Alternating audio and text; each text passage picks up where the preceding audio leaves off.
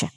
তো মোটামুটি একটা ভালো ইনকাম আমার শুরু হয়, কিন্তু এটা তো আসলে রেগুলার বেসিস ছিল না, আমার একটা রেগুলার বেস কাজের দরকার ছিল। কারণ আমি দেখতেছিলাম যে আসলে আম্মু যতই বলুক যে আমার ফ্যামিলিকে সাপোর্ট করতে হবে না, কিন্তু আমি যেহেতু বড় মেয়ে ছিলাম, আমার কোনো ভাই ছিল না, আমি দেখতেছিলাম আমার সাপোর্টটা করা অনেক বেশি জরুরি। তখন আমি সিভি বানানো শুরু করলাম, আমি বিভিন্ন জায়গায় অ্যাপ্লাই করা শুরু করলাম, জুনিয়র এক্সিকিউটিভ বা কাস্টমার সাপোর্ট এক্সিকিউটিভ। মানে ওই সময়টাতে আসলে প্রয়োজন ছিল আপনার ফ্যামিলিকে সাপোর্ট দেওয়া বা করাটা। প্লাস নিজেকেও সাপোর্ট করা। Right. বাবার ওই সামর্থ্যটুকু ছিল না। হ্যাঁ, কারণ আসলে সব কুলিয়ে উঠতে পারছিল না, সবকিছু বন্ধ, লকডাউন, কোথায় যাব কি করব। আর করোনা শেষ। আপনি তখন ইন্টার পাস করেছেন না করবেন? ইন্টার পাস করে ইন্টার পাস করেছেন, ওকে জি। করে অলরেডি আমি তখন ভার্সিটিতে ভর্তি হয়েছি, বাংলাদেশ ইউনিভার্সিটিতে আর্কিটেকচার ডিপার্টমেন্টে। তো তখন আমি নিজেও পড়ছিলাম, তার পাশাপাশি হচ্ছে ওই অনলাইনে আর কি গ্রাফিক ডিজাইনে কিছু কাজ করছিলাম। এবং ওখান থেকে আর কি অ্যাপ্লাই করতে করতে অনেকগুলো অ্যাপ্লাই করার পরে একটা জায়গায় আমার আর কি জব হয়, এবং আলটিমেটলি মানে হয়তো বা ফরচুনেটলি আমার একটা ভালো জায়গায় জব হয়ে যায়, যেটা আসলে আমার ওই সময় আমার এডুকেশনাল ব্যাকগ্রাউন্ড অনুযায়ী যতটুকু পাওয়ার দরকার ছিল সেটা যেটা অনেক বেশি। আমি একটা ইন্ডাস্ট্রিয়াল মেশিনারিজ কোম্পানিতে, ওখানে আমার হচ্ছে সিনিয়র এক্সিকিউটিভ হিসেবে জব হয় সেলস অ্যান্ড মার্কেটিংয়ে। তো তখন আমি ওখানে কাজ করতে থাকি। তো ওখানে মেইনলি হচ্ছে বেসিক স্যালারির পাশাপাশি আবার কমিশন বেসডও ছিল, সেল করতে পারলে একটা ভালো কমিশন যেহেতু ইন্ডাস্ট্রিয়াল মেশিনারি, সো কমিশনটা ওরকম একটা ভালো অ্যামাউন্ট ছিল।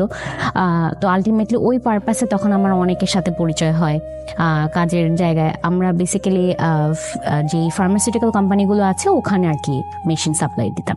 তো ওখানে অনেকের সাথে তখন আমার পরিচয় হয়েছে, এর মধ্যে জিসকা ফার্মাসিউটিক্যালে ওখানে আমার খুব ভালো একটা বন্ডিং হয়েছে। ওখানে জব করতে থাকি এবং আমার ফ্যামিলিকে দেখা যায় আমি সাপোর্ট করি।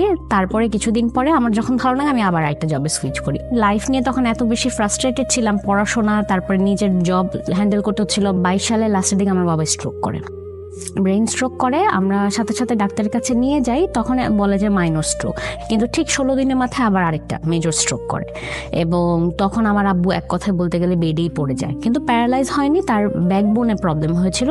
তো ওইভাবে আসলে কাজ টাজ করতে পারছিল না। তো আমি তখন আমার বাবাকে বলি যে আমি তো অনেক ভালো হ্যান্ডসাম, এমন একটা ফ্যামিলি চালানোর জন্য যতটুকু দরকার তার চেয়ে তো অনেকটা বেশি আমার অলরেডি ইনকাম চলে আসছে। তো আমি যেহেতু পারছি আমি করি, তুমি টেনশন করো না। আমার আব্বুর জন্য আসলে আমাদের এই অবস্থা, এটা সে মেনে নিতে পারে না, স্টিল নাও এখনো মেনে নিতে পারে না। এই মানে অপরাধ বোধে ভুগে যে তার জন্য তার সন্তানরা সাফার করতেছে। আমি যেখানে জব করতাম, তো ওখানে 1.5 মাস যাওয়ার পরে একদিন আর কি আমার অফিসে আর কি আমাদের ব্রাঞ্চে আসে একজন। তো উনি হচ্ছে আরেকটা ব্রাঞ্চের ম্যানেজার থাকে, উনি আবার তখন ওখানে নতুন জয়েন করেছে, উনার আগে আমি জয়েন করেছি। তো উনি যখন আসার পরে পরিচয় হয়, লোকটা দেখতে আর কি একটু জাপানিজ টাইপের লাগে আমার কাছে, মানে একটু চাকমার মতো ফর্সা একজন লোক, মানে আমার ভালো লাগে নাই। তো উনি এসে খুব হাম্বল ভাবে ওনার প্রেজেন্টে বস ছিলেন। তো উনি আবার ওনার ফ্যামিলি সবাইকে নিয়ে আমেরিকায় সেটেল হয়ে যাবে, এখানে আর বিজনেসটা করবে না। তো তখন উনি বলে যে সাইদ তোমার সমস্যা নাই, আমার ভাইয়ের কাছে আমি দিয়েছি, ওনার ভাইয়েরও ট্রাভেল এজেন্সি ছিল, তুমি ওর কাছে থাইকো, দেখবা যে ওখান থেকে তুমি ভালো কিছু আমি মনে করি করতে পারবা। এবং ওকে বলা আছে তুমি যতটুকু পড়তে চাও তুমি ততটুকু পড়তে পারবা। প্রায় 1.5-2 বছর কাজ করার পরে ট্রাভেল এজেন্সির মধ্যে সবচেয়ে বড় একটা কোম্পানি হচ্ছে, ওইখানে আমার বাবার পরে জব হয় একজন জুনিয়র এক্সিকিউটিভ হিসেবে। 1.5-2 বছর থাকার পরে আমার বাবা একটা ভালো পজিশনে চলে যায়, তার নিচের একটা আলাদা একটা সার্কেল হয়, সে অনেক ভালো করতে থাকে। তো ওই সময় আমার বাবা আর কি বিয়ে করে ফেলে, এবং তারপরে আমার বাবা মায়ের বিয়ের 1 বছরের মাথায় আমি চলে আসি। তো যখন আমার ভাই হয় 2005 সালে, তখন আমার বাবার ব্যবসায় এতটা ভালো হয় যে মানে যেটা কল্পনার বাইরে। উনি এটা শুরু করে কিভাবে? বিকজ উনি তো কর্মচারী ছিল। হ্যাঁ, কর্মচারী ছিল, কিন্তু ট্রাভেল এজেন্সি ব্যবসাটা হচ্ছে এটা তো ভিসা প্রসেসিং এর ব্যাপারগুলো, সো এখানে অতটা ক্যাপিটাল লাগে না। না ওরকম ক্যাপিটাল লাগে না, বাট যেহেতু স্টুডেন্ট ভিসা এখন যেমন হচ্ছে বিভিন্ন কাউন্সিলিং হচ্ছে কোম্পানিগুলো ছিল, এগুলো তা তখন ছিল না। তখন তো মানুষ হাতে হাতে ব্যবসা করতো, একটা সার্কেল করে ফেলতো, তো একটা অ্যামাউন্ট থাকতো যে ঠিক আছে আমি স্টুডেন্ট ভিসার জন্য আমি এটা করে দিচ্ছি, আমি সব প্রসেসিং করে দিব, হলে আমাকে এটা দিতে হবে। আচ্ছা আচ্ছা, অনেক মানে ক্যাপিটাল চলে। আপনার সঙ্গে আপনার ভাইয়ের বয়সের ডিফারেন্স কত? প্রায় 4.5 বছর। হ্যাঁ, তো আস্তে আস্তে বাবা জমি কেনা শুরু করলো, যতটুকু অ্যাসেট করা প্রয়োজন। তো আমার বাবা মা আবার খুব শৌখিন মানুষ, তারা খুব ঘর সাজাতে পছন্দ করে। আমার বাবা সবসময় একটা কথা বলে যে রুকে কষ্ট দেওয়া যাবে না, যেটা খেতে মন চেয়েছে মানে এটা এখনই খেতে হবে। আজকে বিরিয়ানি খেতে মন চেয়েছে তো আজকে বিরিয়ানি খাবো, কালকে পান্তা ভাত খেতে হলে কালকে পান্তা ভাত খাবো। খুবই শৌখিন মানুষ। তো তারা খুব শখ করে একটা ফ্ল্যাট বুকিং দেয়, তখনই আমার ভাই যখন হয় তখনই দেয়, এবং ওইটার কাজ আস্তে আস্তে চলতে থাকে। খুব ভালো চলতে থাকে, এবং এত ভালো যে আমি দেখেছি অনেক সময় ঘুম থেকে উঠে যে আমার বাবা সারা রাত আসেনি, হয়তো প্যাসেঞ্জার গিয়েছে, সে তার কাজের জায়গায় যথেষ্ট লয়াল ছিল এবং অনেক পরিশ্রমী একজন মানুষ ছিল, এবং অল্প সময় অনেক বেশি উপরে উঠে যাওয়ার কারণে অনেকে চোখেও পড়ে যায়।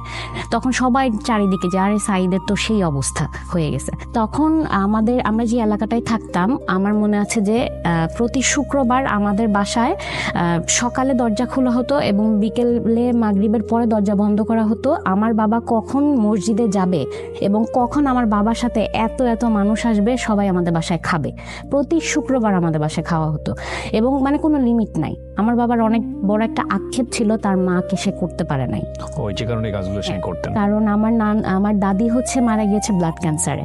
আমি স্কুলে যখন পড়াশোনা করি তো তখন দেখা যায় যে আমার বাবার একজন খুব ক্লোজ ফ্রেন্ড ছিল যিনি আসলে পড়াশোনা ওরকম করেনি, তো কিন্তু তারও ফ্যামিলির অবস্থা খুব খারাপ থাকার কারণে আমার বাবা কি করে, আমার বাবার অফিসে, তখন অলরেডি আমার বাবা মতিঝিলের শাপলা চত্বরের ওখানে 4 তলা একটা বিল্ডিং অফিস নিয়ে ফেলেছে, খুব ভালো অবস্থা।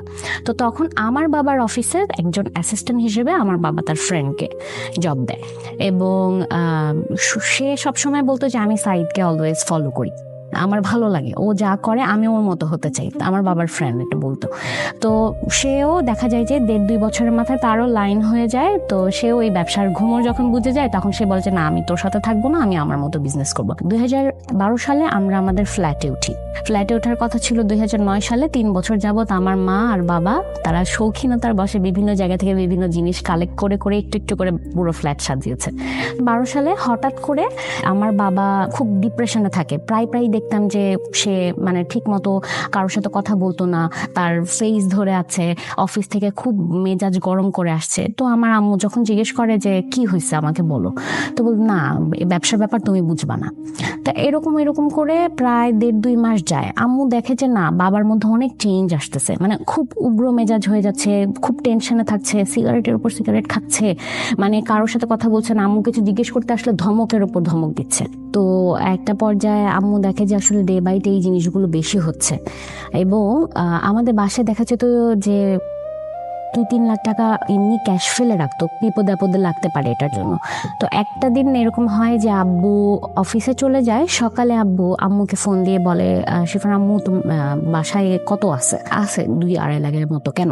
তো আমার বাবাকে আমার মা হচ্ছে অন্ধবিশ্বাস করতো, কারণ আমার বাবা মা হচ্ছে পছন্দ করে বিয়ে করে, এবং আমার মায়ের ফ্যামিলিতেও আমার মাকে আসলে ওইভাবে তখন মেনে নেয়নি দেখে আমার মার আসলে বাবা ছাড়া আর কেউ ছিল না, এবং অসম্ভব ভালোবাসতো দুইজনকে। তাদের লাভ স্টোরি শুনে শুনে আমি বড় হয়েছি। তো তখন যেটা হয় যে আম্মু বলে কেন লাগবে, তো বলে হ্যাঁ তুমি একটু পাঠাও তো, মানে আব্বুর অ্যাসিস্ট্যান্টকে পাঠায়, তো আব্বুর জন্য টাকাটা পাঠায় দেয়। তো আম্মু নর্মালি জানে যে এরকম অনেক সময় হতো যে আব্বু টাকা চাইতো আবার এনে সেটা ফিল আপ করে রাখতো। তো অনেকদিন হয়ে যায় আব্বু আর কোনো টাকা ফিল আপ করে না। তো তখন হচ্ছে আমি পিএসসি পরীক্ষা দিয়েছি ক্লাস 5-এ। তো আম্মু তখন একদিন হঠাৎ করে বাবাকে প্রশ্ন করে যে তুমি তো টাকা দিলা না আমাকে, টাকা কোথায়? তো তখন আব্বু রেগে যায়, হ্যাঁ তুমি আমার কাছে টাকার হিসাব চাচ্ছ কেন? আমি কি টাকা না দিয়ে থাকি? দিব, কয়দিন পরে দিব। তো আব্বুর কিছু অ্যাক্টিভিটিস আম্মু বুঝতে পারে যে তো সামথিং ইজ রং। তখন খোঁজ খবর নেওয়া শুরু করে। খোঁজ খবর নিতে পরে আম্মু জানতে পারে যে আমার আব্বুর যে ক্লোজ ফ্রেন্ডটা যিনি ছিলেন, তো ওনার সুবাদে তো আরো অনেক ফ্রেন্ড সার্কেল হয়েছে ব্যবসা করতে, যে ওখানে সবাই ব্যবসায়ী মানুষ। তো আব্বুকে কেউ একজন কোনো একটা বারে নিয়ে গিয়েছিল যেখানে আর কি জুয়া খেলা হয়। আমার বাবার কোনো বদভ্যাস নেই, শুধু সিগারেট খাওয়া ছাড়া, এবং সে এই জিনিসগুলো কখনো ছুঁয়েও দেখে না, কখনো তার এইগুলোতে ছিল না। সে প্রচন্ড পরিশ্রমী মানুষ, সকালে যেত, রাতে আসতো, এসে ঘুমিয়ে যেত, এবং এতটা ভালো অবস্থা ছিল আমি দেখেছি অনেক সময় ঘুম থেকে উঠে আমার বাবা আমাদের বালিশের নিচে এরকম বান্ডিল টাকা রাখতো। মানে তার খুব শখ, এটা একটা আজব ধরনের শখ যে তার ছেলে মেয়ে টাকার বিছানায় ঘুমাবে। তো অনেক সময় হয়েছে ঘুম থেকে উঠেছি, বাবা বলেছে আম্মু একটু বিছানার বালিশটা সরাও তো, সরাই দেখছি এতগুলো টাকা। আবার অনেক সময় এমন হয়েছে রাত 2-3টা পর্যন্ত ওয়েট করতাম আব্বুর জন্য, আমার আব্বু না আসলে আমি ঘুমাতাম না, শুয়ে থাকতাম। তো তখন দেখতাম যে এরকম মোজা থেকে এরকম বান্ডিল টাকা বের করতো। তো আব্বু আম্মুকে নিয়ে অনেক ঘুরেছে, দেশ বিদেশ অনেক ঘুরেছে, আমরাও ঘুরেছি। তো তখন আমার আম্মু খোঁজ খবর নিয়ে তখন শুনে যে আব্বু এমন একটা জায়গায় যায় যেখানে তার ওই ফ্রেন্ডও আছে এবং আব্বুকে ওখানে সে খেলাচ্ছে, জুয়া খেলাচ্ছে। আমার আম্মু তখন মানে মাথায় আকাশ ভেঙে পড়ে যে এই মানুষ তো এরকম করার মানুষ না, এটা কিভাবে সম্ভব। তখন খোঁজ খবর নিয়ে দেখে যে আব্বুর ব্যবসার অবস্থা ভালো না। এবং কিছুদিন আগেই এমন হয়, আমার বাবা এত সরল মানুষ যে তার টাকার হিসাব ছিল না, কখনো টাকার হিসাব করতো না, কাউকে দিয়ে ফেললেও সেটার কোনো একটা ডকুমেন্টস সে রাখতো না। এই ব্যবসা করতে যেয়ে ওখানকারই একজন আমার বাবার থেকে বয়সে বড়, আমার বাবা তাকে মামা ডাকতো। তো উনি একদিন আমার বাবাকে হঠাৎ করে ফোন দিয়ে বলে যে ভাগনা আমার হঠাৎ করে টাকা লাগতেছে। তো বলে যে কত টাকা লাগবে? বলে 27.5 লাখ টাকা লাগবে, দিতে পারবে? তো সে বলছে যে মামা কালকে তো শুক্রবার, আমি বাসায় থাকবো, আপনি বাসায় এসে থেকে নিয়ে যান। তো আমাদের চোখের সামনে দেখা, কারণ এটা দেখলাম এই জন্য আমি বলতে পারছি যে তখন আমি ক্লাস 5-এই পড়ি। তো আমি দেখেছি যে উনি আমাদের বাসায় এসছে, সারাদিন থেকে আমার বাবার সাথে গল্প গুজব করেছে, এরকম ল্যাপটপের ব্যাগে পুরো 27.5 লাখ টাকা ক্যাশ আমার বাবা তার হাতে বুঝিয়ে দিয়েছে, কোনো উইথাউট এনি ডকুমেন্টস। কারণ একটা বিশ্বাস ছিল, ব্যবসায়ী মানুষ তো, বলছে যে 10 দিনের মধ্যে টাকা দিয়ে দেবো, ঠিক আছে নিয়ে যান। উনি আজও গেছে কালও গেছে। উনি যাওয়ার পরে ওনার ফোন বন্ধ। আমার বাবার তো মাথায় আকাশ ভেঙে পড়ছে যে ফোন কেন ধরে না, কোনোভাবে ওনাকে রিচ করতে পারে না, ওনার অফিসে গেল কোথাও নাই। পরে খোঁজ নিয়ে দেখে উনি ওনার ছেলে ফ্যামিলি সহ ইটালি চলে গেছে। তো মানে টাকা মেরে দিছে এক কথায়। অনেক অসুস্থ হয়ে পড়ে ওই সময়। আর তখন ব্যবসাতেও খুব খারাপ অবস্থাটা চলছিল।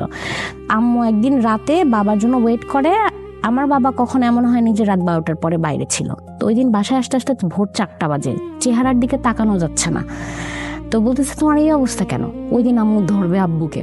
তো ড্রয়িং রুমে বসে বলে যে তুমি কোথায় যাও আমাকে বলো তো। বলছে কোথায় যাই? আমি অফিসের কাছে ছিলাম, আমি এয়ারপোর্টে ছিলাম। বলছে না, তুমি সত্যি করে বলো, তুমি বলবা না আমি বলবো।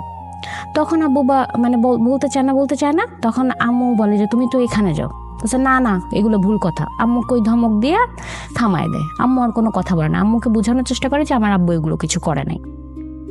কিছুদিন পরে আমার আম্মুকে আব্বু বলে যে শিফার আম্মু চলো রেডি হও, আমরা মালয়েশিয়া ঘুরতে যাব।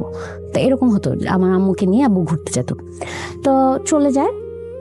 তো বলে যে আগে, এবং এটা ওনার জন্য খুব টাফ কিছু ছিল না, কারণ যেহেতু উনি এজেন্সিরই কাজ করতো। মালয়েশিয়া তো বলে যে মালয়েশিয়া যাবো, ওখান থেকে সিঙ্গাপুর হয়ে তারপরে আমরা ব্যাক করবো। বলছে ঠিক আছে।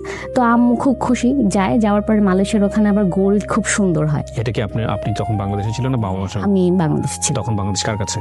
আমরা আমাদের বাসায় থাকি, আমাদের কাজে যেহেতু ছিল। আপনাদেরকে রেখে ওনারা রোমান্টিক ভ্রমণে চলে যেত? অনেক রোমান্টিক ছিল তারা।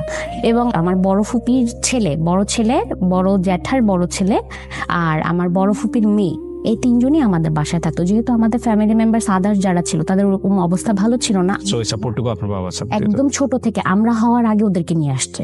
Okay fine. তো সো ওরা আমাদের বাসাতেই বড়, সো টেক কেয়ার করতে আপনাদেরকে, ওরা আমাদেরকে টেক কেয়ার করতো। তো তখন যাওয়ার পরে আম্মুর মুখ থেকেই শোনা যে আম্মু ওখানে যাওয়ার পর দ্বিতীয় দিন অনেক গোল্ড কিনে, আব্বুই কিনে দেয়। তো কিনে দেওয়ার পরে আম্মুকে হোটেলে রেখে আব্বু বলে যে তুমি থাকো, আমি একটু আসতেছি। তো মালয়েশিয়াতে একটা জায়গা আছে যেখানে আর কি বেটিং এগুলো করা হয়। এটা হচ্ছে মেঘের উপরে একটা জায়গা।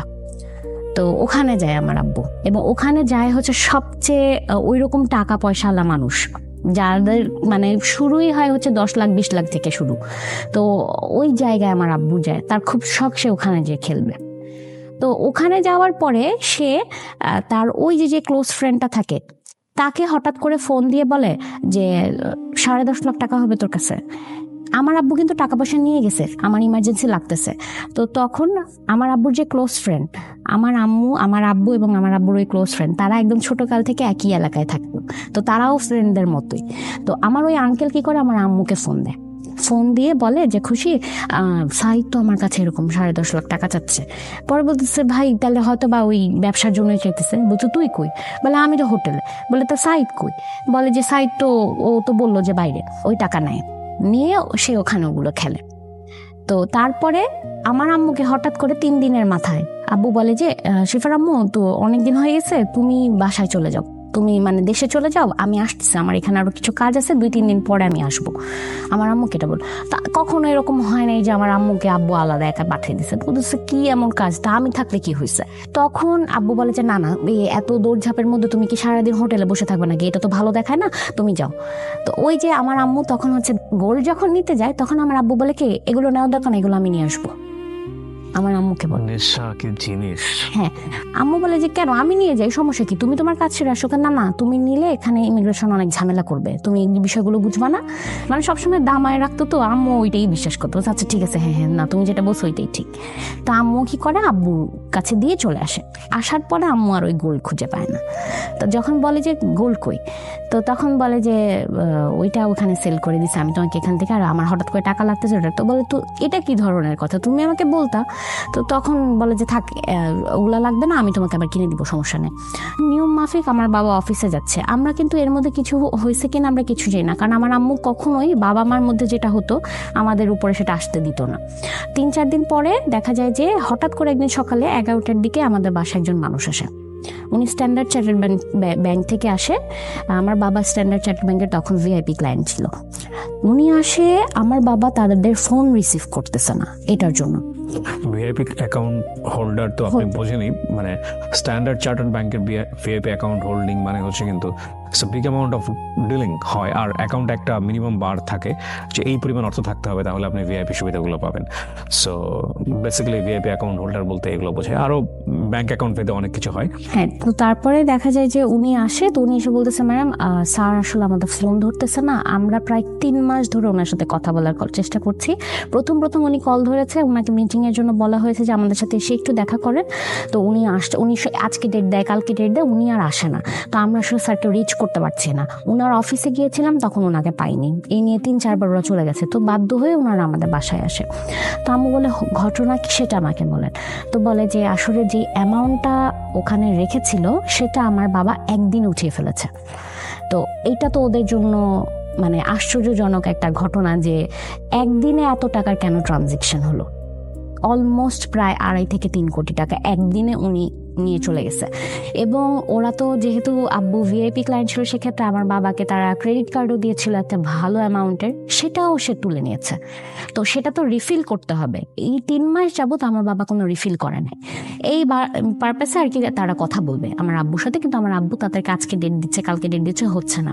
আমার আম্মু রাতে বাবা যখন আসে কথা বলে, তখন আমার আব্বু স্বীকার করে যে আমার আব্বু আমার আম্মুকে বলে যে আমার ব্যবসায় অনেক বড় লস হয়েছে, আমি অফিসও বিক্রি করে দিব, আমার কোনো কিছু রাখা সম্ভব না, অনেক টাকা আমার ঋণ হয়ে গেছে। তা আম্মু বলে কি ঋণ হয়েছে, কেন হয়েছে, তোমার তো কখনো আমি এরকম দেখি নাই। তো তখন আব্বু বলে কি যে না তুমি বুঝবা না, আমি আসলে জাপানের এরকম 46টা ভিসা স্টুডেন্ট ভিসা করতে যেয়ে আমি অনেক টাকা লসে পড়ে গেছি, ভিসাগুলো হয় না, এই মানুষদেরকে আমার টাকা আরো জরিমানা দিতে হয়েছে, এগুলো বুঝায়। তো তখন আম্মু বলে এখন কি করবা, বলতেছে যে দেখি অফিস তো বিক্রি করছি। তা আম্মু বলে অফিস বিক্রি করছো তো ওইখানেই তো অনেক টাকা পাইছো, এই টাকা দিয়ে তো এটা শোধ হয়ে যাওয়ার কথা। বলে না, ওগুলো অন্য কাজে লাগাইছে। কি কাজে লাগাইছে, এত কথা তোমার শুনতে হবে না। আমার আম্মুকে সবসময় এরকম করতো। তো পরে যে আব্বু এর 10-12 দিন পরে বলে কি শিফার আম্মু একটা কথা বলবো তোমাকে। আমার আব্বুর একটা সুবিধা ছিল কি যে মানে আমার আব্বু আমার আম্মুকে যা বুঝে আমার আম্মু তাই বুঝতো। তো তখন আমার আব্বু আম্মুকে বলে যে ফ্ল্যাটটা বিক্রি করে দিই। তো আম্মু বলে যে ফ্ল্যাট কেন বিক্রি করবা, এত শখের ফ্ল্যাট, 7 বছর ধরে অপেক্ষা করছে এই ফ্ল্যাটে। এবং আমাদের যে ফ্ল্যাটটা ছিল ওই অ্যাপার্টমেন্টে শুধুমাত্র একটাই এত সুন্দর ফ্ল্যাট ছিল, আশেপাশের থেকে মানুষরা দেখতে আসতো যে, এবং ওখানে মানে যে ল্যান্ডটা যাদের ছিল আর কি, তো তারাও তো ওই অ্যাপার্টমেন্টে তাদেরও তো কিছু ফ্ল্যাট পেয়েছিল, ওরা থাকতো। ওনাদের যত মেহমান আসতো ওনারা সবাই এসে আমাদের বাসায় নক দিয়ে দেখে তো আপনাদের ফ্ল্যাটটা একটু দেখান, মানে আর সবাই এসে বলতো যে এগুলো কোত্থেকে আনছেন, এত শখ করে বানাইছে। এবং আমাদেরও রিলেটিভস বা আমার আব্বুর ফ্রেন্ড সার্কেল যারা আসতো এসেই মানে তখন এমন একটা নিঃশ্বাস থাকতো, মানে ওই নজরে আসলে সব চলে গেছে। তা বলতো দেখছো সাইদের কি অবস্থা, কি করে ফেলছে, এরকম বলতো সব সময়, কই ছিল সাইদ, কি করে ফেলছে এত অল্প সময়, এরকম বলতো। তো তখন যেটা হয় আম্মুকে বলে যে শিফার আম্মু আমি অনেক লোনের চাপে আছি, আমাকে না হলে মানুষ মেরে ফেলবে, ইমার্জেন্সি ফ্ল্যাট বিক্রি করতে হবে, তুমি অ্যানাউন্স করো। বাসার যে বাড়িওয়ালা ছিলেন ওনার সাথে কথা বলো। তো ওনাকে জানায় যে ভাই আপনাদের যদি কোনো পরিচিত কেউ থাকে যে ফ্ল্যাট কিনতে চাই, তো উনি তো আকাশে কি বলেন আপা আপনি এই ফ্ল্যাট কেন বিক্রি করবেন? বলে না আসলে আমরা আমাদের আবার সাভারে সানভ্যালি তাব্বু জমি কিনে রেখেছিল, তাব্বু আমার আম্মুকে আশ্বাস দেয় যে ওখানে বাড়ি করবে, তো কিছুদিন আমরা ভাড়া থাকবো, ফ্ল্যাটটা বিক্রি করবো, ওই টাকাগুলো নিয়ে ওখানে আমার আব্বু বাড়ি করবে আর কিছু টাকা ঋণ দিবে। তো তখন আম্মু ওইটা আমার আব্বু আম্মুকে যা মুখস্থ করে তো আমার আম্মু যে সেটাই বলতো, তো আম্মু ওইটাই বলছে যে আমরা ওখানে বাড়ি করবো, আমরা এটা থাক সমস্যা নাই, আবার শখ পূরণ করতে পারবো। তো ওনাদেরই আবার একজন ছিল যে আর কি ফ্ল্যাট খুঁজতেছিল, ওইটা 6 তলায় একটা ফ্ল্যাট হওয়ার কথা, তো ওইটা ওনারা কিনবে। তো তখন বলে যে আমাদের এখানে একটা ফ্ল্যাট আছে, এই বাসার সবচেয়ে সুন্দর ফ্ল্যাট, আপনি কি দেখবেন? তো তখন বলে যে চলেন দেখি। ওনারা এক দেখায় পছন্দ করে ফেলে। ওনারা বলে যে কোনো দামাদামি হবে না, আপনি কত চান সেটাই বলেন। 3 দিনের মাথায় ফ্ল্যাট বিক্রি হয়ে গেছে, লস দিয়ে বিক্রি করতে হয়েছে। মানে আমার আব্বু যেই টাকা দিয়ে ফ্ল্যাটটা কিনেছে তার থেকে 6-7 লাখ টাকার নিচে, মানে সে আমার আব্বু শুনছে যে এত টাকায় উনি দিতে রাজি, হ্যাঁ ডান ডান ডান, মানে টাকা দরকার আব্বুর, আর কোনো কিছু আব্বু শুনতেছে না। তো টাকা নিয়ে বলে এত টাকা তো বাসায় রাখা যাবে না, ব্যাংকে রেখে দাও। কখনো কোথাও আমার বাবা আমার মার নামে একটা ব্যাংক অ্যাকাউন্ট করে নাই, আমাদের জন্য কোনো কিছু করে নাই। হ্যাঁ, একটা কথা শুনেছি যে আমার বাবা, আমি যখন ক্লাস 3-4-এ পড়ি তখন আম্মু বলছে যে তুমি যে এত টাকা খরচ করো, এত জনকে দাও, ছেলে মেয়েদের জন্য কি কিছু রাখতেছো? তখন বলছে তোমার এটা নিয়ে চিন্তা করতে হবে না, আমার মেয়ের জন্য 20 লাখ টাকা রাখা আছে, ও বাইরে যেয়ে পড়াশোনা করবে, আমার ছেলের জন্য 20 লাখ টাকা রাখা আছে, ওইটা নিয়ে তোমার টেনশন নাই। তো আমরা জানতাম যে ওইটা আছে, ওটা অনেক আগেই চলে গেছে ওখানে, সেটাও জানি না। তো আলটিমেটলি আমার আম্মুর হাতে আসলে কিছুই ছিল না, কিছু গোল্ড ছাড়া। তো ফ্ল্যাট যখন বিক্রি করে তখন আমরা যে আরেকটা বাসায় ভাড়া উঠি দিয়ে 3 রুমের একটা বেডরুমে, ওই বাসায় আমরা ভাড়া নিই। তো আম্মু তখন বলে এখন এই টাকা দিয়ে কি করবা? তো বলে যে তোমাকে না বললাম যে সাভার ইয়ে করবো। বলে আচ্ছা ঠিক আছে। তো এরকম করে খুব সুন্দর যায়। হঠাৎ করে একদিন আমার বাবার মত বদলায়, আমার বাবা বলে সিফার আম্মু আসলে এখানে মনে হয় ব্যবসা ভালো হবে না, আমার মনে হয় দেশের বাইরে এই চলে যাওয়াটা ভালো হবে, পরে তোমাদেরকেও নিয়ে যাব। তো আম্মু বলে এটা তো ভালো কথা, আমি তো তোমাকে আজকে না বহুত আগেই বলছি, যখন তুমি এত ঘোরাফেরা করো তখনই বলছি তুমি ওখানেই সেটেল হয়ে যাও, আমরা সবাই মিলে চলে যাই, একটা ভালো ফিউচার হবে। তখন তো যেতে রাজি হও নাই। তো বলে যে জাপানে ভালো সুবিধা আছে, আমি ওখানে যেতে পারবো। তো আব্বু এই কথা বলে যে তাইলে তো টাকা লাগবে অনেক। টাকা কোথায়? ওই যে ফ্ল্যাট বিক্রির টাকা। তো বলে যে তাহলে বাড়ি করবো না? বলে না, তাহলে বাড়ি করে কি করবো, তোমাদেরকে তো নিয়েই চলে যাবো 1-1.5 বছরের মাথায়। আম্মু ওইটাই বিশ্বাস করে, বলে তাহলে কি আমি ওখান থেকে খরচ করবো? আম্মু বলছে করো খরচ। তো তখন হচ্ছে যে আব্বু বলে যে ভিসা তো হয়ে গেছে, টিকিটও কেটে ফেলছি, তাইলে সব প্যাকিং করি। 4টা লাগেজ সে প্যাকিং করছে, বাইরে যাওয়ার জন্য যা যা যেভাবে করা দরকার সব করছে, বাসায় ভর্তি করে বাজার করে এতেছে, করে খাওয়া দাওয়া করে আমাদের থেকে বিদায় নিয়ে। আম্মু তখন বলছে একবারের জন্য যেহেতু যাচ্ছ, 1.5 বছর পরে আমরা যাব বলছো, তাহলে তোমাকে একটু আমরা এয়ারপোর্টে পৌঁছাই দিয়ে। সে বলছে না লাগবে না, যাই নাই কেউ। আব্বু গেল, তারপরে 2 দিন হয়ে গেছে আব্বু আর ফোন দেয় না। তো তখন ফোন দেয় না কেন? এরপরে যখন আমরা মানে খোঁজ খবর, আমার আম্মুর তো অবস্থা খারাপ। আমার বাবার একজন ফ্রেন্ড ছিলেন যিনি জাপানে থাকে, ওনার ফুল ফ্যামিলি সহ। তো ওই আঙ্কেলকে আব্বু ফোন দিয়ে বলে কি, আম্মু তো জানে না যে কতক্ষণ সময় লাগে জাপানে যেতে, জানতো যে হয়তো 12-13 ঘন্টার একটা ট্রানজিট হবে। তো তাও আব্বুকে মানে আঙ্কেলকে ফোন দেয়, ফোন দিয়ে বলে কি ভাই বাংলাদেশ থেকে যদি জাপানে যেতে হয় তাহলে কতক্ষণ সময় লাগে? বলে ভাবি ট্রানজিট মিলে হয়তো 16-17 ঘন্টা এর মধ্যে পৌঁছায় যাবে। বলে কেন ভাবি? বলে আপনার ভাই তো জাপান গেছে। বলে কি বলেন, জাপান গেছে? আমাকে জানায় নেই। বলে কেন গেছে, ঘুরতে নাকি থাকতে? বলছে থাকতে গেছে, ওখানে যাবে বললো আমাদেরকে নিয়ে যাবে। তো কিন্তু বলে কবে গেছে? বলে পরশুদিন গেছে, 2 দিন হয়ে গেছে এখনো আপনার ভাই ফোন দেয় নাই। কিন্তু আপনার ভাই তো এর আগে এত দেশে ঘুরছে, আমার আব্বু 7টা পাসপোর্ট, ঘুরতে শেষ করেছে, তার এই একটাই শখ সে দেশ ঘুরবে। তো বলে যে এর আগে এত জায়গায় গেছে, ও এয়ারপোর্টে থেকেই সিম নিয়ে আমাদেরকে ফোন দিত, এবার 2 দিন হয়ে গেছে আপনার ভাই ফোন দেয় না। বলেন না ভাবি এরকম তো হওয়ার কথা না, হয়তো ব্যস্ততায় আছে, সময় করে ফোন দিবে। তো বলে আমি খোঁজ নিয়ে দেখতেছি। 7 দিন 8 দিন হয়ে যায়, আমার আব্বু কোনো খোঁজ নাই। আমার আম্মুর অবস্থা খারাপ, আমাদের অবস্থা খারাপ, আমার আব্বু কোথায় আমরা জানি না। এমন কোনো মানুষ নাই যার কাছ থেকে খোঁজ নিতে পারবো যে আসলে আব্বু কি আছে নাকি আব্বু নাই পৃথিবীতে, সেটাও জানতেছি না। আমার আম্মুরা 2 বোন, আমার আম্মুর বড় বোন আসে। তো আমার খালু যিনি থাকে, উনি একদিন গুলশানের ওই দিক দিয়ে যাওয়ার সময় আমার আব্বুকে মনে হয় দেখছে লাগে। আমার খালু রাস্তার এই পাশ আর এই পাশ, তো এক ঝলক দেখছে, আমার খালু এসে বলে যে আমি সাইদকে দেখছি। আম্মু এটা বিশ্বাস করেন, বলে কি বলেন আপনি এগুলো? বলে না আমি দেখছি এবং ও আমাকে দেখছে, ও আমাকে দেখার সাথে সাথে এখান থেকে সরে গেছে। এখন কথা তো মিলে না, আমরা তো জানি যে জাপান গেছে, সে এখানে কি করে তাহলে?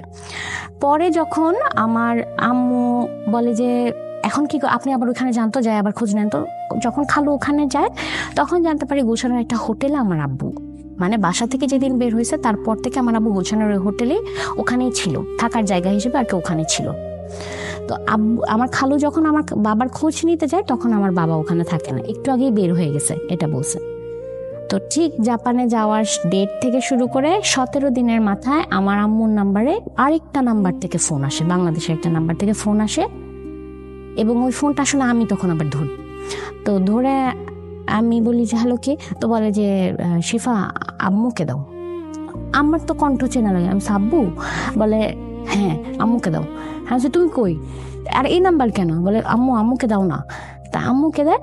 তখন আমার আব্বু মানে এক কথায় আসামে সারেন্ডার করে যেরকম ওরকম, যে শিফার আম্মু তুমি আমাকে মাফ করে দাও, আমি সব শেষ করে ফেলছি, আমার আসারও জায়গা নাই, আমি আসলে জাপান যাইনি, আমি কি মুখ নিয়ে দেখাবো, আমি আসলে সব টাকা নষ্ট করে ফেলছি। কিসে নষ্ট করছো? তখন বলে যে আমি একজনের পাল্লায় পড়ে আমার ব্যবসা খুব খারাপ যাচ্ছিল, আমার কাছে মনে হয়েছে এত কষ্ট করে পরিশ্রম করে এত টাকা ইনকাম করি, যেই কষ্ট এটা তো 2-3 মিনিটে এত টাকা চলে আসে, এই চিন্তা করে খালি টাকা ঢালছি। প্রথমে কিছু টাকা পাইছি, তখন এরপরে মনে হয়েছে তাইলে এখন থেকে তো এটাই ভালো, সারাদিন কাজ না করে যদি 2-3 ঘন্টা কাজ এখানে খেলাধুলা করে যদি এই অবস্থা হয়, এত লাখ লাখ টাকা ইনকাম করে তাহলে তো এখানেই টাকা ঢালা ভালো।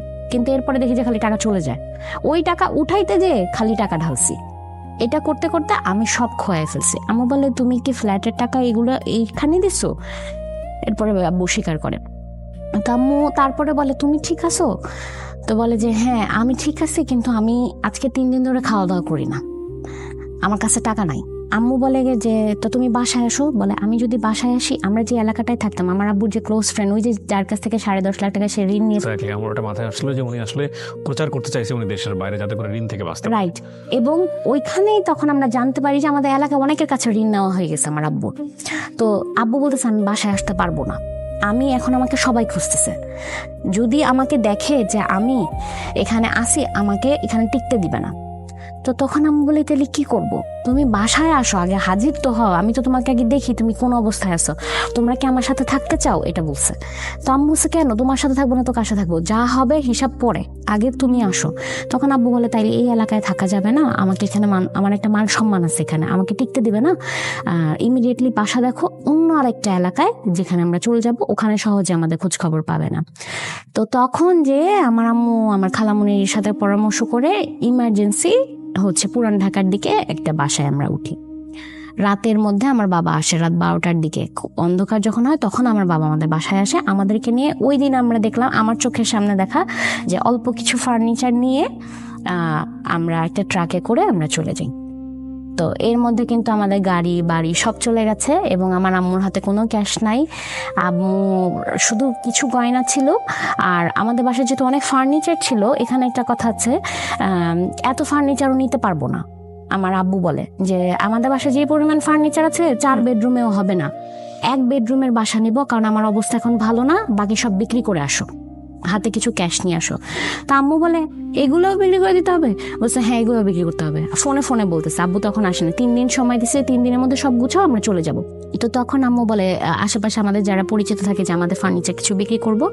আমার একজন টিচার ছিল, প্রাইভেট টিচার, আলটিমেটলি ওদের কাছে আর কি ফার্নিচারগুলো বিক্রি করে আমরা 3 দিনের মাথায় রাতে আমরা ট্রাকে করে চলে যাই। যাওয়ার পরে এমন একটা বাসায় ভাইয়া উঠি যে আসলে খুব নিম্নমানের আর কি, যে 4-5টা ফ্যামিলি একটাই বাথরুম ইউজ করবে, একটাই রান্নাঘর ইউজ করবে। আমার আব্বু ওই বাসা ঠিক করছে। তো আমরা ওই বাসায় যে উঠি, আমি আসলে তখনও বুঝতে পারতেছিলাম না এখানেই আমরা থাকবো কিনা। আমি এখানে কি থাকতে আসছি? বলছে হ্যাঁ এখানেই থাকতে আসছি, এখন থেকে এভাবেই থাকতে হবে, আমার আব্বু বলতেছে। আমি আমার আব্বু দিকে এমনি তাকে, আব্বু আমাকে ধমক দিচ্ছে, বলছে যখন যেরকম সেরকম থাকতে হয়। এখন আমি তো ইউজ টু না, আমি তো সবসময় দেখছি আরেক রকম, গাড়ি থেকে নামছে আমাকে এখন এই অবস্থায় এনে রাখছে। আমি তো চিল্লাচিল্লি, হ্যাঁ কেন এখানে থাকবো, এখানে ঠিকভাবে শোয়া যাচ্ছে না, ঠিকভাবে খাওয়া যাচ্ছে না, আমাদের জিনিস কই, আমার জামা কাপড় কই, আমি কি স্কুলে পড়বো না, অনেক চিল্লাচিল্লি করছে। তো তখন আম্মু আমাকে অনেক মারছে যে কথা শুনোস না, সবসময় একরকম থাকে না, সব কিছু বুঝতে হয়, আর তুমি বড় হয়েছো না। তো বড় হয়েছি দেখে এটাই মনে হয় আসলে সবচেয়ে বড় কষ্টের ব্যাপার, যে সব কিছু মেনে নিতে হবে বড় হইলে। তো বলতেছে তুমি যদি এরকম করো তাহলে ছোটটা কি করবে। তখন ক্লাস 6-এ পড়ি এবং প্রায় 7 মাস স্কুল কিছুই করি নাই। তো তখন অনেক কষ্টেই দিন কাটতেছিল এবং আমার আব্বু তখন কোনো কাজ পাচ্ছিল না, কারণ আমার আব্বু আসলে এমন মেসাকার একটা অবস্থা করে ফেলেছে যে তার বিজনেসের যে পজিশনটা, ওখানে যাওয়ার মতো কোনো অবস্থা সে রাখেনি, এত ঋণ করছে। আমার বাবাকে এরপরে আমরা আমার আম্মু আর কোনো উপায় না দেখে মালয়েশিয়াতে পাঠিয়ে দেয়। ওখানে ওয়ার্ক পারমিট ভিসা আমার বাবা চলে যায়, কিন্তু আসলে আমার বাবা কখনো ফ্যামিলি ছাড়া থেকে অভ্যস্ত না, তো তার খুব কষ্ট হয়। যেই স্যালারিতে আসলে জব করতো সেটা দিয়ে তো ফ্যামিলি চলতো না, খুব কষ্ট হতো। কিন্তু এই বিষয়গুলো নিয়ে আপনার মাকে দেখতেন না? আপনার বাবার সাথে কখনো খারাপ আচরণ করে? খারাপ আচরণ করেছে আব্বু আম্মুকে, এমন আব্বুর একটা কথা ছিল, আমি খারাপ, চলে যাও তোমরা। আমার বাবা কেমন একটু গা ছাড়া ছিল তখন। তো আম্মু বলে আমি যে যাব, আমি না হলে ব্যবস্থা করে নিতে পারবো, ছেলে মেয়েগুলার কি হবে, ওরা তো বড় হচ্ছে। বলছে যে তুমি যদি রেখে যেতে চাও রেখে যেতে পারো, আমার ছেলে আমার যেভাবে মানুষ করে করবো, না হলে তুমি নিয়ে যাও। কিন্তু আমার আম্মুর আমার বাবার প্রতি একটা উইকনেস ছিল সব সময়। ওই জায়গা থেকে মানে আমার বাবা আম্মু চিন্তা করতো যে এই মানুষটা তো আমি ছাড়া কেউ নাই, আমি চলে গেলে এ কই থাকবে, তো কোথায় যাবে বলতেও পারতেছি না। এমন অনেক সময় হয়েছে যে আমি আমার আম্মুকে বলছি যে আব্বুর তো এই অভ্যাসটা চেঞ্জ হচ্ছে না, আব্বু সব শেষ করে ফেলছে, দেখো আমরা কোথা থেকে কোথায় আসছি, আমি আজকে থেকে আর বাবাই ডাকবো না। আমার এমন অনেকবার হয়েছে, আমার আম্মু ঘুরায় আমাকে থাপ্পড় মারছে 3-4 বার। এই জায়গাটা একটা বিশাল লার্নিং আছে, কিন্তু বাবাই মাই রেসপেক্টের জায়গাটা সন্তানের জায়গা থেকে এরকমই থাকা উচিত। আমার আম্মু বলেছে যে তোমার বাবার সাথে কি হয়েছে সেটা আমি বুঝবো, তুমি কেন বাবা ডাকবা না, তোমার সাথে কিছু করছে? আমি বলছি না। বলে তাহলে তুমি কেন বাবা ডাকবা না, একদম মুখ চুপ করে রাখো। তো এরকম হয়েছে, তা আমার খুব কষ্ট লাগতো। আমার আম্মু এত কান্না করতো, আমার আম্মু মানে এত অভাবের মধ্যে যাচ্ছি। এমন হয়েছে যে আমার আম্মু খাওয়া দাওয়া করে নাই, একটা ডিম রান্না করছে অর্ধেক করে আমার ভাইকে দিছে, আমাকে দিছে। তো ওই মোমেন্টগুলো মানে আমি খাবো না, চোখ দিয়ে পানি পড়বো, যে এরকম তো কখনো দেখি নাই। তো একটা নর্মাল একটা স্কুলে ভর্তি হই আমি, ওখানেই আমার 7-8 শেষ হয়, জিএসসিটা কমপ্লিট করি এবং জিএসসিতে আমি গোল্ডেন জিপিএ 5 পাই। তো আমার আম্মু আবার পড়াশোনা নিয়ে খুব স্ট্রিক্ট ছিল। তো আব্বু তখন মালয়েশিয়ায়, আমার ভাই বড় হচ্ছে, ও ক্লাস 4 পরে, দুজনকেই ভর্তি দেওয়া হয়। ক্লাস 10 পর্যন্ত আমার আম্মু প্রত্যেকটা জায়গায় আমাকে নিয়ে আসছে। কোনো ফ্রেন্ডের বাসায় যেতে পারি নাই, কোনো ক্লাস পার্টি কখনো আমি অ্যাটেন্ড করতে পারিনি, করা লাগবে না, খুব এদিকে খুব মানে স্ট্রিক্ট ছিল। তো ক্লাস 10-এ যখন আমি আসলে এসএসসি পরীক্ষা দিই, আমার একটু রেজাল্ট খারাপ হয়, 4.98 আসে। বাবা কি তখনও মালয়েশিয়াতে? বাবা তখনও মালয়েশিয়াতে। আমি ক্লাস 10 কমপ্লিট করি এবং তারপরে আমার বাবা আসে যখন আমি আর কি কলেজে ভর্তি হই। তো তখন একটু অবস্থা ঠিক হয় আমাদের, এবং ওই জায়গা থেকে এর মধ্যে আমরা 2-3 বার আরো বাসা চেঞ্জ করেছি, একটু একটু করে আবার ভালো অবস্থায় গিয়েছি। তো তখন যে একটা মোটামুটি একটা লেভেলে আসে, আব্বু আবার এসে এখানে এখন কাজ তো করতে হবে, ওখানেও থাকতে পারছে না, ভালো লাগে না ফ্যামিলি ছাড়া। তো তখন বলে যে ওই আবারও সেই মতিঝিলে যায়, মানুষদের সাথে মেশার চেষ্টা করে, মাফ টাফ চায় যে থাক ভাই আমাকে মাফ করে দেন, আমি ভুল করছি, এখন আমাকে কাজ না করতে দিলে তো আমি আপনাদের টাকা দিতে পারবো না, কাজ করতে দেন আমি টাকা ফেরত দিয়ে দিব। তো অনেকেই তখন আমার আব্বুকে সাপোর্ট করে এবং একটু একটু করে আবার আমার আব্বু আবার সেই ট্রাভেল এজেন্সির বিজনেসে মুভ অন করে। আমার পরিবারের যে আত্মীয় স্বজনগুলো ছিল, এই যে আমার ক্লাস 6 থেকে ক্লাস 4 পর্যন্ত যে জার্নিটা 4-5 বছরের, ভুলেও একটা মানুষ একবারের জন্য আমাদেরকে ফোন দিয়ে জিজ্ঞেস করে নাই তোমরা কেমন আছো। এবং ওই যে আব্বুর ক্লোজ ফ্রেন্ড, আমার আম্মুর এত ক্লোজ ফ্রেন্ড, কখনো কেউ আমাদেরকে দেখতেও আসে নাই, যে ওরা যে এত বছর এখানে ছিল ওরা কেমন আছে, বাচ্চাগুলো কেমন আছে, কখনো দেখতে আসে নাই। এমন হয়েছে যে খুব খারাপ সময় গেছে, আমার আম্মু এমন কিছু মানুষের কাছে টাকা ধার চাইছে কিছু কিছু সময়, যে জানে যে বলা লাগবে না, এর আগেই দিয়ে দিবে, কিন্তু ওই মানুষগুলো এত বাজেভাবে রেসপন্স করছে আমার আম্মুকে, যে আমার আম্মু মানে মুখ কোথায় লুকাবে, মানে আমার আব্বুকে নিয়ে এত বাজে কথা বলছে। তা এরকম অনেকবার হয়েছে। তো মানুষ তখন আর কি চেনা হয়ে গেছে, যে যখন মানুষ বিপদে পড়ে কেউ সাথে থাকে না, আর যারা তখন ওই মধ্যে থাকবে তারাই তোমার প্রকৃত বন্ধু। আমি ইন্টারে যখন পড়াশোনা করি, এই প্রথম আমার আম্মু আমাকে বলে যে ঠিক আছে, এখন থেকে তুমি একা যাতায়াত করবা, তুমি বড় হয়েছো, তুমি বুঝো, আমি তোমাকে বিশ্বাস করি, আমি জানি যে তুমি ইনশাল্লাহ এমন কোনো কিছু করবা না। এবং আমি তো আসলে জগৎ চিনি আমার মাকে দিয়ে, এর আগ পর্যন্ত রাস্তায় যে হাঁটতে গেলেও আমি ভয় পেতাম তখন এমন। তো নতুন নতুন আমার কলেজে যাওয়া, ক্লাস করছি, রেজাল্ট ভালো হচ্ছে, সব দিকই ঠিকঠাক আছে। আমার আম্মু সবসময় আমাকে নিয়ে অনেক এক্সপেকটেশন রাখতো, এখনো রাখে যে আমি লাইফে অনেক ভালো কিছু করব। আর আমার গায়ের রং একটু কালো ছিল দেখে অনেক সময় অনেকে এটাও বলছে যে আপনার মেয়ে তো আমার এরকম সুন্দরও না, আপনার মেয়ের গায়ের রঙও কালো, পড়াশোনায় ভালো হইলে হবে, সব দিকেই ভালো হইতে হয়, না হলে তো মেয়েকে ভালো জায়গায় বিয়েও দিতে পারবেন না। আমি যখন ইন্টার পড়তে থাকি তখন আর কি আমি একটা পার্ট টাইম একটা জবে আমি ঢুকি ইন্টারের সময়। এটা হচ্ছে একটা ফাউন্ডেশন টাইপের, বাচ্চাদের ফাউন্ডেশন, ওখানে বাচ্চাদেরকে পড়ানো যেত। তো আমি হচ্ছে এরকম শুক্র শনিবার যেহেতু আমার কলেজ বন্ধ থাকতো, আমি ওখানে যে বাচ্চাদেরকে পড়াতাম, 3,000 টাকা বেতন পেতাম। আমি আমার ইন্টারটা কমপ্লিট করি, তখন আর কি করোনা চলে আসে।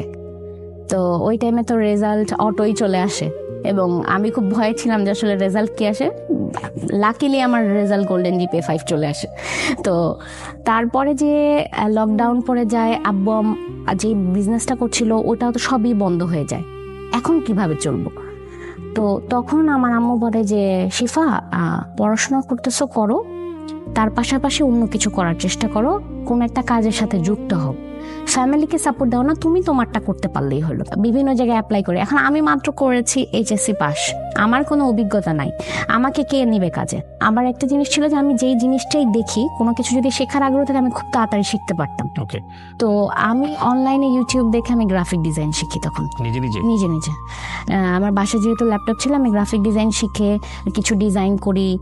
এরকম তখন ফেসবুকে আমি এরকম বলি যে আমি লোগো ডিজাইন করতে পারি, ব্যানার ডিজাইন করতে পারি।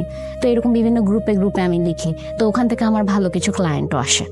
তো মোটামুটি একটা ভালো ইনকাম আমার শুরু হয়, কিন্তু ওটা তো আসলে রেগুলার বেসিস ছিল না, আমার একটা রেগুলার বেস কাজের দরকার ছিল। কারণ আমি দেখতেছিলাম যে আসলে আম্মু যতই বলুক যে আমার ফ্যামিলিকে সাপোর্ট করতে হবে না, কিন্তু আমি যেহেতু বড় মেয়ে ছিলাম, আমার কোনো ভাই ছিল না, আমি দেখতেছিলাম আমার সাপোর্টটা করা অনেক বেশি জরুরি। তখন আমি সিভি বানানো শুরু করলাম, আমি বিভিন্ন জায়গায় অ্যাপ্লাই করা শুরু করলাম, জুনিয়র এক্সিকিউটিভ বা কাস্টমার সাপোর্ট এক্সিকিউটিভ। মানে ওই সময়টাতে আসলে প্রয়োজন ছিল আপনার ফ্যামিলিকে সাপোর্ট দেওয়া বা প্লাস নিজেকেও সাপোর্ট করা।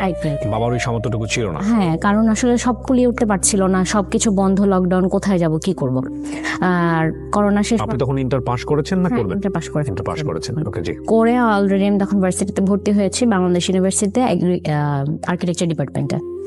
তো তখন আমি নিজেও পড়ছিলাম, তার পাশাপাশি হচ্ছে ওই অনলাইনে আর কি গ্রাফিক ডিজাইনে কিছু কাজ করছিলাম। এবং ওখান থেকে আর কি অ্যাপ্লাই করতে করতে অনেকগুলো অ্যাপ্লাই করার পরে একটা জায়গায় আমার আর কি জব হয়। এবং আলটিমেটলি মানে হয়তো বা ফরচুনেটলি আমার একটা ভালো জায়গায় জব হয়ে যায়, যেটা আসলে আমার ওই সময় আমার এডুকেশনাল ব্যাকগ্রাউন্ড অনুযায়ী যতটুকু পাওয়ার দরকার ছিল সেটা যেতে অনেক বেশি। আমি একটা ইন্ডাস্ট্রিয়াল মেশিনারিজ কোম্পানিতে, ওখানে আমার হচ্ছে সিনিয়র এক্সিকিউটিভ হিসেবে জব হয়, সেলস অ্যান্ড মার্কেটিংয়ে। তো তখন আমি ওখানে কাজ করতে থাকি। তো ওখানে মেইনলি হচ্ছে বেসিক স্যালারির পাশাপাশি আবার কমিশন বেসডও ছিল। সেল করতে পারলে একটা ভালো কমিশন যেহেতু ইন্ডাস্ট্রিয়াল মেশিনারি, সো কমিশনটা ওরকম একটা ভালো অ্যামাউন্ট ছিল। তো আলটিমেটলি ওই পারপাসে তখন আমার অনেকের সাথে পরিচয় হয় কাজের জায়গায়। আমরা বেসিক্যালি যে ফার্মাসিউটিক্যাল কোম্পানিগুলো আছে ওখানে আর কি মেশিন সাপ্লাই দিতাম। তো ওখানে অনেকের সাথে তখন আমার পরিচয় হয়েছে, এর মধ্যে জিসকা ফার্মাসিউটিক্যালে ওখানে আমার খুব ভালো একটা বন্ডিং হয়েছে। ওখানে জব করতে থাকি এবং আমার ফ্যামিলিকে দেখা যাবে সাপোর্ট করি।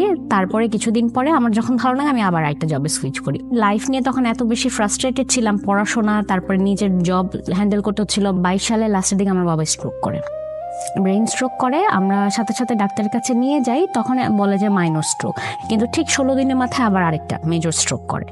এবং তখন আমার আব্বু এক কথায় বলতে গেলে বেডেই পড়ে যায়, কিন্তু প্যারালাইজ হয়নি, তার ব্যাকবোনে প্রবলেম হয়েছিল।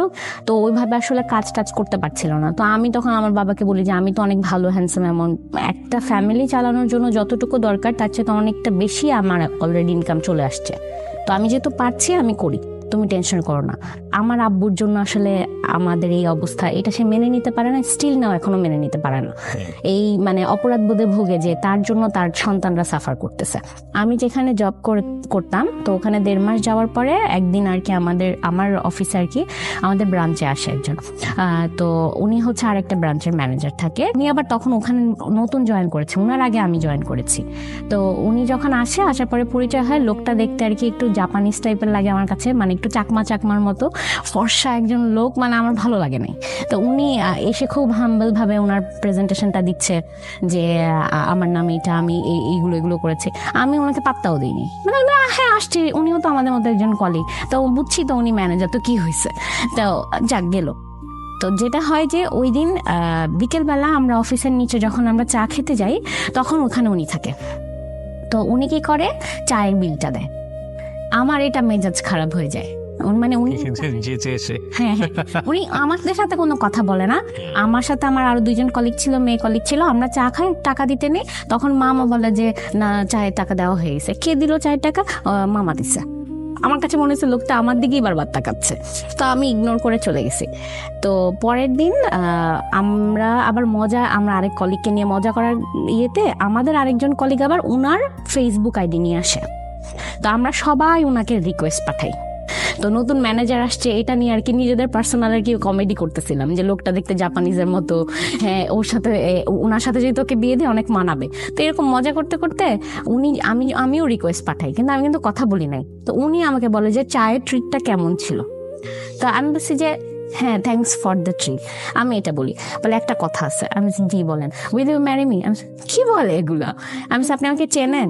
বলছে না, আমি আসলে সরাসরি আগে এটা বলছি কারণ আপনাকে দেখে মনে হয়েছে যে একেই আমি বিয়ে করব, এই জন্য আমি তো বিয়ের জন্য পাত্রী খুঁজতেছি। আর আপনার সাথে আমার পরিচয় হয়েছে, আপনি আমাকে দেখছেন গতকালকে, কিন্তু আমি আরো 15 দিন আগে আপনাকে দেখছি। আমি কোথায় দেখছেন 15 দিন আগে? বলে আপনি যখন অফিসে উঠতেছিলেন তখন আমি ইন্টারভিউর জন্য আসছিলাম, এবং আপনাকে তখন দেখাতেই মনে হয়েছে যে এই মেয়েটাকেই আমি বিয়ে করব। এবং 15 দিন পরে উনি যখন জয়েন করে তখন আর কি আমার সাথে কথা হয়। তো আমি তখন বললাম যে আমি তো আপনাকে পছন্দ করি না, আপনি আমাকে চেনেন না, জানেন, আগে দেখেন, কথা বলেন তারপরে।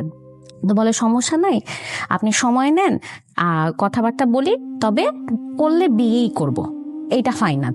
আচ্ছা ঠিক আছে, দেখা যাবে। তো এরপরে এই মাঝে মধ্যে টুকটাক কথা হয়, কিন্তু আমি আসলে সত্যি কথা বলতে খুব ইগনোর করতাম, আমার কেন যেন ভালো লাগতো না। তো আমি সবসময় এটা ভাবতাম যে আমি যদি আসলে কোনো রিলেশনশিপে জড়িয়ে যাই বা আমি যদি বিয়ে করে ফেলি, তখন আমার ফ্যামিলিকে যদি আমি সাপোর্ট না করতে পারি, ওই ইন্টেনশন থেকে মানে একদম ঠিক করে রেখেছিলাম যে আমি পড়াশোনা শেষ করব, তারপরে যে আগে একটা ভালো পজিশনে যাব, তারপরে যে বিয়ে করব। তো আমি এই কথাগুলো ওনাকে জানাই যে দেখেন আমার পক্ষে তো আসলে এখন বিয়ে করা সম্ভব না, আমার তো এখনো পড়াশোনা শেষ হয়নি। তো উনি বলছে যে বিয়ের সাথে তো এগুলো কোনো কানেকশন নেই, পড়াশোনার জায়গায়, ক্যারিয়ারের জায়গায়, বিয়ের জায়গায়। আমি নর্মালি যেহেতু হচ্ছে জবও করতাম, তার পাশাপাশি কিন্তু আমার ওই যে অনলাইনের কাজগুলোও চলছিল। আমি আবার তখন আমার নতুন ক্লথিং বিজনেস শুরু করি 2023 সালে জানুয়ারিতে। তো আমার আসলে সবসময় ডিজাইনের প্রতি একটা ভালোবাসা কাজ করতো, যদিও আমি ডিজাইনের এডুকেশনাল ব্যাকগ্রাউন্ডের না। আমি দেশীয় ড্রেস নিয়ে কাজ করা শুরু করি তারপর, এবং দেখলাম যে মোটামুটি খুব ভালো একটা আমি রেসপন্স পাই। আমি 22,000 টাকা দিয়ে ব্যবসাটা শুরু করেছিলাম প্রথমে। আমার জবও চলছিল, বিজনেসও চলছিল। এর মধ্যে যখন উনি আমাকে বিয়ের প্রপোজাল দেয়, আমি আসলে বুঝতে পারছিলাম না যে আমি কি করব, মানে কি সিদ্ধান্ত নিলে আসলে আমার জন্য বেটার হবে। আমি যদি এই মুহূর্তে বিয়ে করি তাহলে যদি সব বন্ধ হয়ে যায়, কারণ আশেপাশে তো অনেক খারাপ খবরও শুনি যে মানে বিয়ে করে সব জায়গা থেকে আলাদা করে দেয়। তো ভালোটা না আর মাথায় আসতেছিল না যে ভালোও তো হইতে পারে। তো আমি ওনাকে যখন সবকিছু বলি, উনি বলে যে আপনি সময় নেন, সমস্যা নেই। আমি বলছি যে ঠিক আছে, আমি দেখবো যে আপনি আমাকে ট্রাস্ট আনতে পারেন কিনা।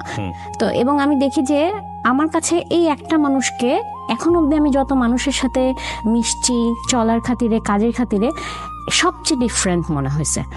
এতটা রেসপেক্ট আমি কখনো অন্য কারো থেকে পাই নাই, যতটা রেসপেক্ট উনি আমাকে করছে। ফার্স্ট লুকে ভালো লাগেনি, কিন্তু অ্যাটিটিউডও ভালো লেগে গেছে। হ্যাঁ, তো উনি আমাকে প্রচন্ড রেসপেক্ট করছিল সবকিছু।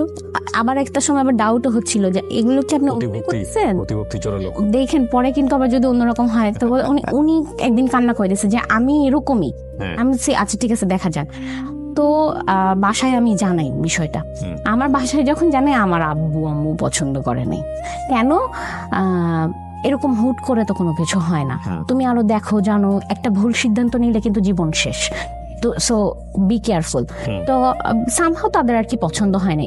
তারপরে যখন শুনছে ছেলের বাড়ি চিটাগাং, তার মানে ছেলে তো বিয়ে করে চিটাগাং নিয়ে যাবে, নেওয়ার সম্ভাবনা বেশি, তো মেয়ে তো আলাদা হয়ে যাবে। এইটাই মেনে নিতে পারতেছে না। এত আদরের মেয়ে, ভাবছে যে এলাকায় বিয়ে দিবে, গলিতে থাকবে, তো সেটা তো আর হবে না। এই জন্য না চিটাগাং ছেলের কাছে বিয়ে দেবো না। তো আমি ওনাকে বাসায় জানাই। পরে উনি বলে যে আপনার আব্বুর সাথে আমাকে একটু কথা বলার ব্যবস্থা করে দেন।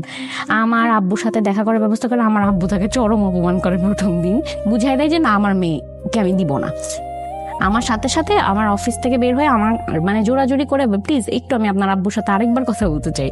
আবার আসে, এসে আমার আব্বুর সাথে এরপরে বলে, মানে একদম আব্বু এখানে বসা থাকে, নিচে এরকম বসে, আব্বু প্লিজ আপনার মেয়েটাকে আমাকে দেন, প্লিজ দেন, আমার অনেক পছন্দ হয়েছে, আমি ওকে অনেক ভালো রাখবো। আমি জানি না আপনার মতো আমি ভালো রাখতে পারবো কিনা, কিন্তু আমি এতটুকু জানি আমি শিফাকে যেই ভালোবাসবো আমার মতো করে কেউ ভালোবাসবে না। তো পরে বলতেছে আর টাকা পয়সা নিয়ে সমস্যা নাই, আমি হয়তো এখন যতটুকু ইনকাম করতেছি ইনশাল্লাহ আগামীতে আপনি দোয়া করলে আমি আরো বেশি ইনকাম করবো, আপনি কোনো টেনশন করেন না, আপনার মেয়েকে আপনাদের থেকে আলাদা করব না, শুধুমাত্র আপনার মেয়েটাকে আমার কাছে বুঝাই দেন। তো তখন আমার আব্বু বলে যে ঠিক আছে আমি চিন্তা ভাবনা করে দেখি। উনিও ওনার ফ্যামিলিতে জানায়। এর মধ্যে আমি হচ্ছে এই যে আজকে আমার যে লুক, আমি পর্দা করার চেষ্টা করছি বা যেটা, এটা আমার হাজবেন্ডের মাধ্যমেই। আমি আগে যেভাবে চলতাম আর এখন সেটা যারা আমাকে চেনে তারা দেখবে যে একদমই ডিফারেন্ট। সেটা আমার হাজবেন্ডকে খুশি করার জন্য আমি করিনি, আমার হাজবেন্ডের ফ্যামিলি একটু ওরকম ইসলামিক মাইন্ডে, আপনি অ্যাকসেপ্ট করেছেন, রাইট। সে আমাকে এমন ভাবে এনভায়রনমেন্ট গুলো ক্রিয়েট করেছে যে আমি ফিল করেছি যে দুনিয়াতে আল্লাহ ছাড়া আর কেউ তোমার আপন না। আমি এটা ফিল করছি এবং আমি এটা ফিল করছি যে আল্লাহর কাছে যেটা চাইলে পাওয়া যায় আর কারো কাছে সেটা চাইলে পাওয়া যাবে না।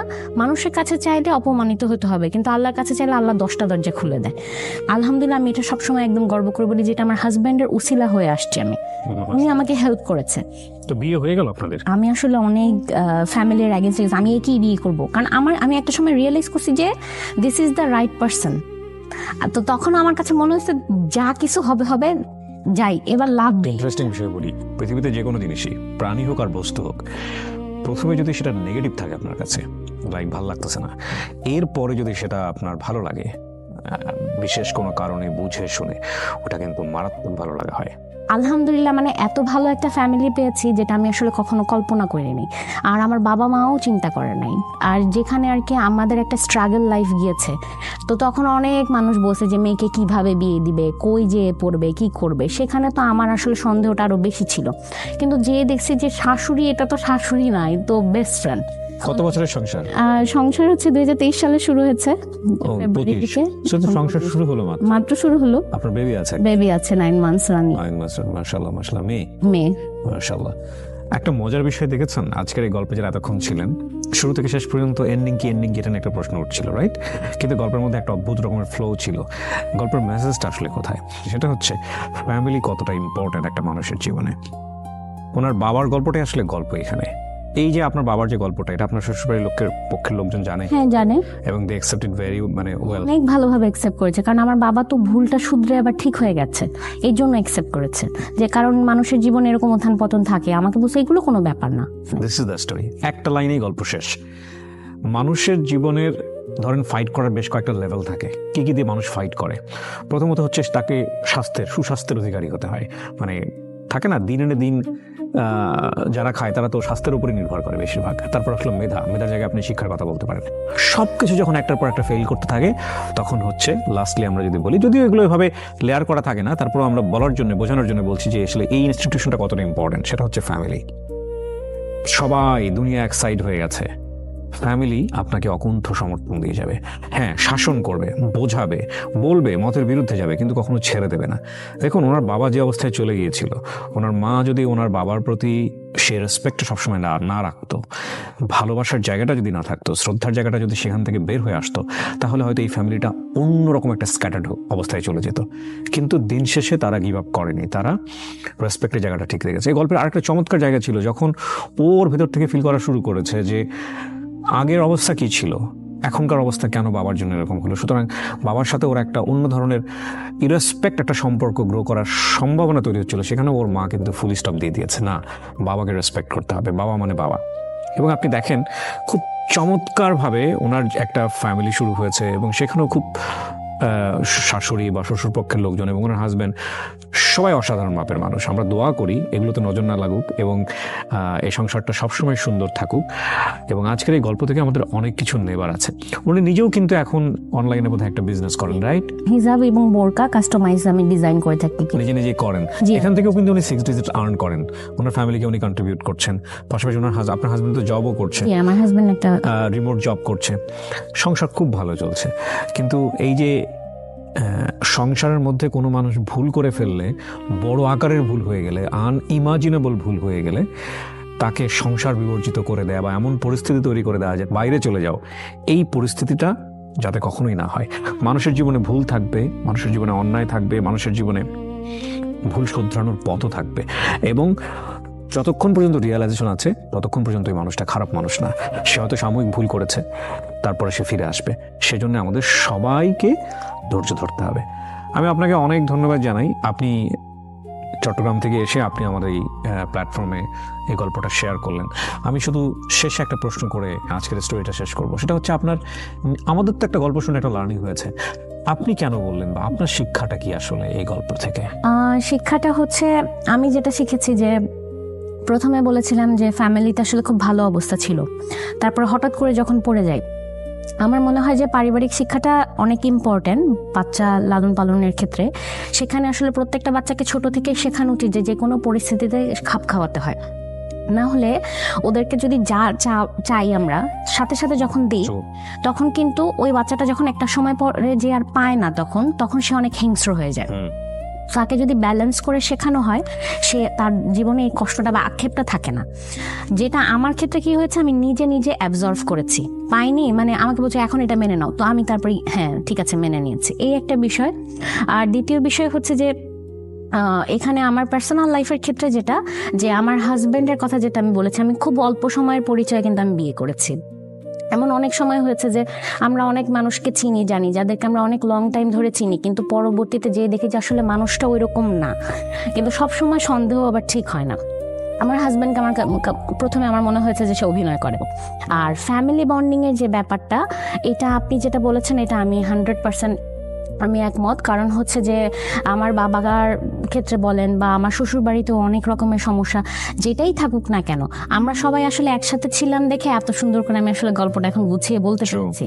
যদি ব্যাপারটা অন্যরকম হতো তাহলে আসলে কোথায় যেয়ে ছিটকে যেতাম সেটা আসলে নিজেও জানি না। আর সেখানে আমার মার অবদানটা অনেক বেশি, অনেক বেশি। এবং আমি তো আপনার মাকে বলবো যে ওনার কারণেই আসলে পরিবারটা টিকে আছে। এক্স্যাক্টলি সেটাই। কারণ আমি চেয়েছিলাম যে আলাদা হয়ে যেতে, আমার আম্মুকে আমি আমার 13 বছর বয়সে বলছিলাম চলো আমরা আলাদা হয়ে যাই, সে কিন্তু এটা করতে দেয় নাই, কখনোই দেয় নাই। এবং আমি এখন এটা এসে বলি, আমার বাবা যখন আজকে অসুস্থ হয়ে গেছে, বেডে পড়ে গেছে, প্রতিনিয়ত আমাদের কাছে ক্ষমা চায়। তো আমি এখন আমার বাবাকে বলি, আব্বু তোমার ক্ষমা করার কিছু নেই, তুমি আমাকে ক্ষমা করে দাও, আমার কোনো ব্যবহারে কষ্ট পাইছো কিনা। এখন এতটাই বাচ্চা হয়ে গেছে যে আমার তাকে জিজ্ঞেস করতে হয় তুমি কি খাবা, বলো তোমার কি খেতে ইচ্ছা করে। গতকালকে যেমন বলছি যে আমার এটা খেতে ইচ্ছা, আমি এটা যদি এনে দেই তাহলে তুমি কি আমাকে দোয়া করবা। আমি এখন, কারণ আমার হাজবেন্ড এটা আমাকে শিখিয়েছে যে যত পারেন বাবা মা থাকতে দোয়া নিয়ে নেন। অসাধারণ জায়গাতে শেষ হলো। দর্শক এবং শ্রোতা, আমরা আমাদের জায়গা থেকে বাবা মার কখনো যেন বিচার না করি। প্রত্যাশা করে আছেন বাবা জীবনে অনেক কামি আছে, আপনাকে অনেক কিছু দিয়ে যাবে, দিন শেষে দেখলেন যে না, বাবার আসলে দেওয়ার মতো কিছু নাই, মায়ের আসলে দেওয়ার মতো কিছু নাই। এবং তাৎক্ষণিকভাবে যদি আপনার মধ্যে চেঞ্জ চলে আসে বাবা মায়ের জন্য, তাহলে আপনি সঠিক সন্তান হন নাই দুনিয়াতে, আসলেই হন নাই। বাবা মায়ের কাছ থেকে যদি কিছু চাওয়ার থাকে তাহলে দোয়া চান, that is the best asset. কারণ ভাগ্য পরিবর্তন হয় চোখের পলকে। আপনি আজকে যে অবস্থায় আছেন কালকে এর চেয়ে অনেক বেটার থাকবেন বা এর চেয়ে অনেক খারাপ থাকবেন, সেটার কথা তো আপনাকে সৃষ্টিকর্তা বলেই দিয়েছে। হ্যাঁ, দিস ইজ আনপ্রেডিক্টেবল। সুতরাং বাবা মা খুব অল্প সময়ের জন্য ব্লেসিং আমাদের লাইফে, তাদের প্রতি যেন আমরা কখনোই তাদের, হ্যাঁ অনেক সময় দেখা যাবে যে এমন কিছু আচরণ সামনে চলে এসছে যেটা সন্তান হিসেবে নেওয়া যাচ্ছে না, কিন্তু আমরা যেন কখনোই তাদেরকে বিচারের কাঠগড়ায় না তুলি। অনেক ভালো থাকুন, আজকের মতো পর্যন্তই। আসসালামু আলাইকুম।